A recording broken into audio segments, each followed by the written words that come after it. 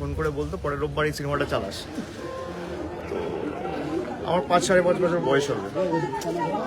সেখান থেকে ওনার একের পর এক সিনেমা, যে সিনেমাগুলো দেখেছি প্রত্যেকটা সিনেমাই প্রায় আমার জন্মের আগে রিলিজ হয়েছিল।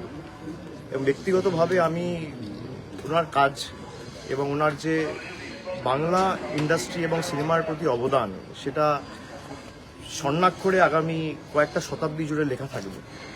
এবং আজকে যে মূলত আমার আশা, আমাদের রাজ্য সরকারের তরফ থেকে 15 বছরে আমাদের যে গৌরবোজ্জ্বল 15 বছর উন্নয়নের কর্মসূচি আমরা গত 15 বছরে করেছি বা কর্মযোগ্যগুলো হয়েছে বিভিন্ন ক্ষেত্রে, সামাজিক সুরক্ষা থেকে, স্বাস্থ্য থেকে, শিক্ষা থেকে, পরিকাঠামোগত উন্নয়ন থেকে, পর্যটন থেকে, কৃষি থেকে, তার একটা বিস্তারিত খতিয়ান আমি রঞ্জিত বাবুর হাতে তুলে দিয়েছি।